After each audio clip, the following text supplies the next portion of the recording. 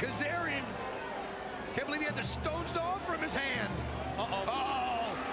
Whoa. He said he wanted somebody with some power to give him what he deserved. Well, he got what he deserved. A black hole slam from Abyss. Dodging. Oh, no. Look out. Oh, no. Not up in the torture rack. Why? Look at this.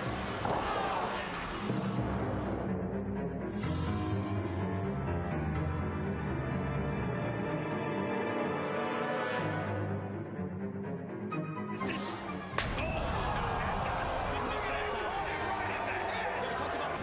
Monty Brown, you think if he could just control It's the pounce. the pounds, and he caught it right on. With the backbreaker across the knee. What an exchange. Oh, man. Right into the... Threw him right into the locker room area. I think they're using that for a storage area or something, aren't they? I mean, there's no lights on back there. Sabu being tossed out.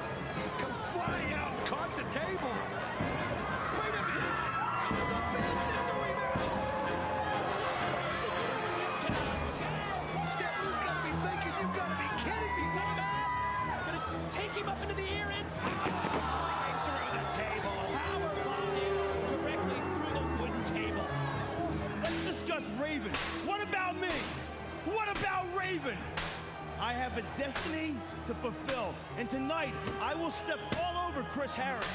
I promise that Chris Harris will not make it to the cage. But Sabu, what about Sabu? Sabu, he's got my back. Sabu always has my back. I'm not worried about Out of the ringside area, Don Jim chairs up on the ring. That's the only thing I can think of is Sabu and Storm fighting out. Well, obviously Sabu did have Raven's That's back. exactly right. We wondered about it earlier, but Sabu had Raven's back, no question about it. Harris charges up. Raven just set him up. Got him. No!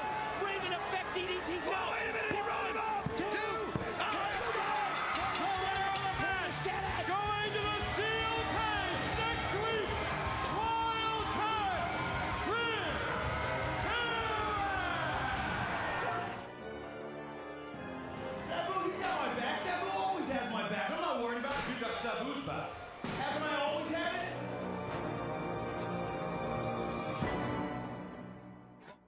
NWA Tag Team titles on the line and more. The opening contest for total non-stop action is scheduled for one fall. Making his way toward the ring from Detroit, Michigan, this is the Alpha Male, Monty Brown. And hello once again, everyone, from ringside. Mike Tenay, joined by Don West and Don in my mind. The key word in this opening match tag team showdown is unpredictable. It certainly describes all 4 men in the match. It also describes this man, Monty Brown, and the chances that his association with his tag team partner, Abyss, if they will be able to coexist. And his tag team partner from parts unknown, weighing 337 pounds, this is Abyss! We know that Abyss interfered last Wednesday in the Extreme Rules bout involving Sabu and Monty Brown. What we don't know is how much control Monty Brown will have over his partner, and maybe more importantly, how well they'll be able to communicate together.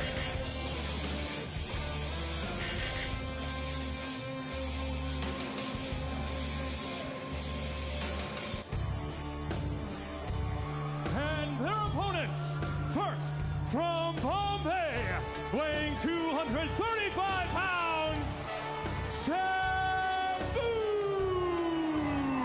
And here comes Sabu to the ring. We know that Sabu was forced to battle Monty Brown and Abyss without help. It was apparent, though, that he did have Raven's back later in the night.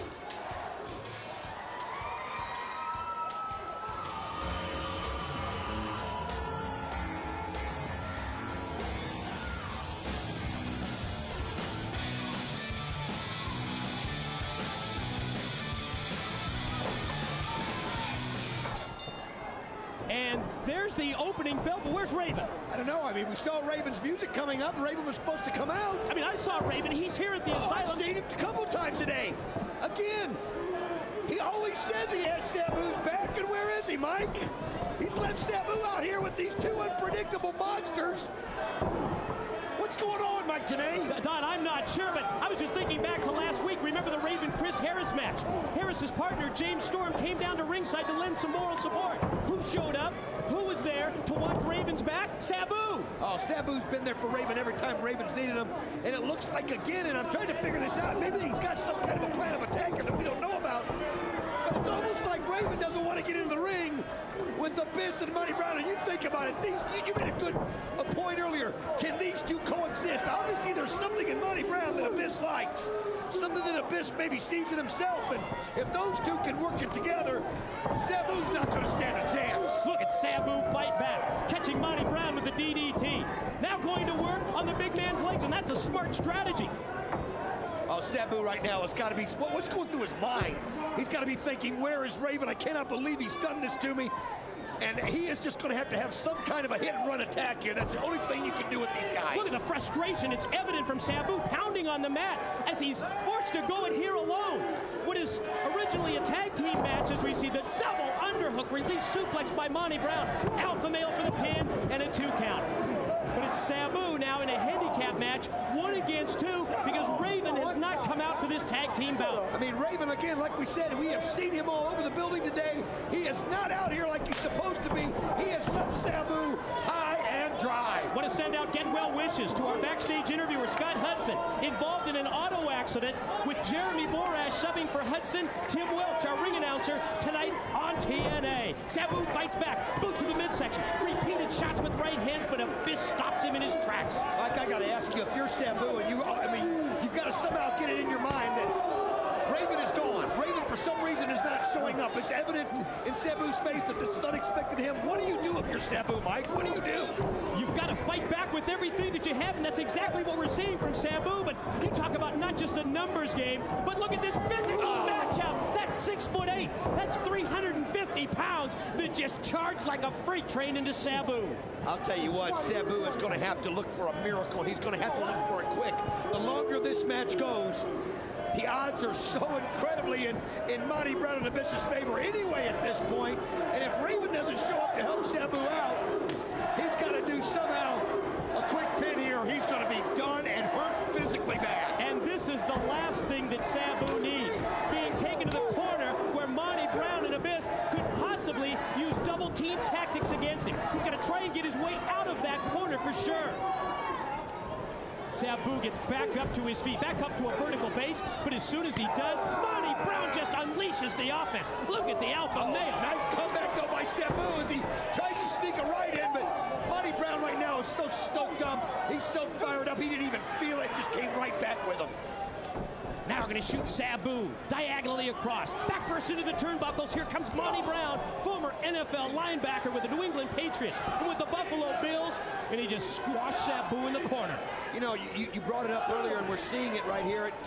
It's amazing how calm Abyss is with Monty Brown out there at his side. I mean, we saw him attack everybody. Frankie Kazarian, Sonjay Dutt last week. I mean, it didn't matter who it was. He came out to recap, and he did it to Sabu. But there's something in Monty Brown that he likes. Who knew if there was a method to the madness of Abyss? But the fallout from those repeated attacks last Wednesday night leads us to what was billed as a tag team match and what in essence has turned into a 1-on-2 handicap match and a brutal beating for Sabu. You know, I'll tell you what, they call Sabu suicidal, homicidal, and genocidal. Well, that fits him perfectly right here, Mike, because you've got to have a death wish to get out there in the ring with these two. If I was him, I'd have just got out, ran, and fought another day. Sabu fights back. Right hands and left for Monty Brown. Big right hand takes Abyss. And rocked him, but Monty Brown cuts Sabu off. Well, he's got to look at it that way. He's just got to go at it and say, I have no choice. No holds barred. Give him everything you've got and hope you can land something and steal one. Brown nails him with some shots in the corner. Went to the corner. I wasn't sure, was he going to try and tag in Abyss? He slapped his own partner and goes right back to work. The offensive on Sabu. Fired off into the corner. Here comes Brown. Charges across and puts all of his weight right across the chest of Sabu. I'll tell you what, if I'm Sabu, I get out of this ring, grab a chair or something. You know, we see him do it so often. And I fight in there with a weapon. I try to catch him off guard. Well, we talked about the communication between the two. Oh, great move though by Sabu. And that was the first position. And Sabu, he may have heard you, Don. You said get some kind of a weapon, and that's exactly what he did. Listen to that steel chair shot. And that's what he had to do to get an advantage, and he's got them both down. He needs to take over right here. This is his chance to steal one quick. Sabu covers Abyss. Oh, and again Sabu gets up and allows Monty Brown to hit Abyss instead of him. Great strategy. More communication problems for Brown and Abyss. Steel chair shot to the head. Sabu threw it right in Monty Brown's face. What a comeback mounted here by Sabu. I just can't believe what I'm seeing, and here he goes. Perfect! Perfect! Springs off the chair, up to the top rope, and you're right. Perfect execution of the moonsault. Oh. That was his shot right there, Mike. That was his shot. That may have been the best opportunity for Sabu to put away both Monty Brown and Abyss. But the opening is there, and let's see if Abyss can capitalize. Sabu gets both legs up, both feet stop Abyss, off the middle rope. Oh, great move by Sabu. Snaps off the Hurricane Rana on Abyss. I think now it's almost like he's feeding off the fact that it's 1-on-2. Another violent chair shot to the head. He threw the chair right in his face. And, look at that. caught him with a leg drop, using the steel chair right across the face and head. Lateral press. This may do it. No. Oh man, Sabu's going to run out of steam here. He's doing everything he can. He's doing everything you would think he has to do to get this victory. But the longer it goes, the tighter he's going to get, and it's not going to go in his favor. The pounce. Oh. Perfect execution there. Perfect teamwork. Abyss shooting Sabu off into the ropes, and then the pounce from Monty Brown takes down Sabu. Going to take him up in the torture rack. Oh, he's got him right here. Sabu's in trouble. Not just one finisher, but two right there. That's all he's going to be able to take. Sit down, torture rack, and three. Amazing he lasted that long. Gallion effort. For the match, Monty Brown and Where was Raven? Didn't show up, didn't come out, didn't have Sabu's back. Last week he said, don't I always have it? Oh, man. We saw Sabu have the back of Raven last week, scheduled for a tag team matchup. What? Raven, we saw him at the building earlier today, but Raven was not there for Sabu, as we see Monty Brown and his tag team partner. They're like circling each other. What's going to go on here? I don't know. With Abyss, you never know. You never know what's going through his mind. I think Monty Brown's keeping a safe distance. Remember what I said earlier, Don. Key word to this matchup, unpredictable. Monty Brown, though, showing no fear, staring him right in the eye. Almost as if Abyss has finally found someone that can both control him and communicate with him in the alpha male Monty Brown. They circle in the ring. We need to get to the bottom of this as far as Raven is concerned. Absolutely. Where was Raven tonight? Oh, wait a minute. Speaking of which, there is Raven, and him and Chris Harris are going at it. It's the Wildcat Chris Harris. Said, oh, man. Raven just took Harris and that injured shoulder, Don. Oh, wait. He threw right into the steel. Raven didn't even care about the tag team match.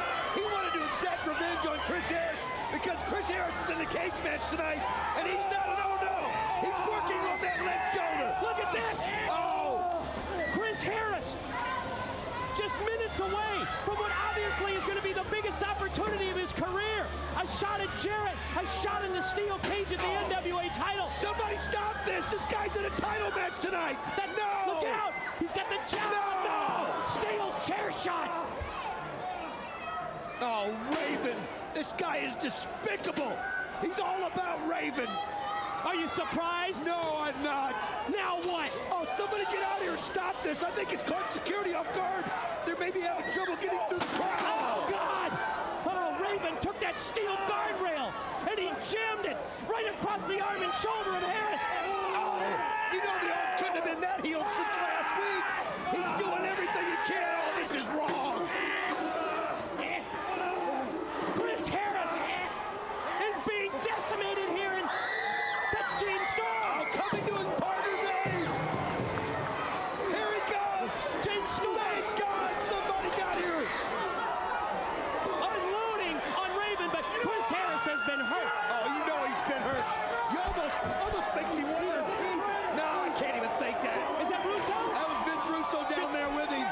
obviously very concerned. Look at this. Look at that. He just steps over Sabu like he's... He just stepped. You talk about selfish. You talk about only for Raven. He just walked right over Sabu's body, for God's sake. He left him high and dry in the tag match. He basically threw him to the wolves, and then he just walked right over his prone body in the ring. Oh my, this doesn't look good. This does not look good for the Wildcat, Chris Harris. Set to face Jarrett tonight in the cage. This is going to be the biggest night of his career. Unbelievable, Mike. Don, hold on. Sit tight. Let's send it backstage.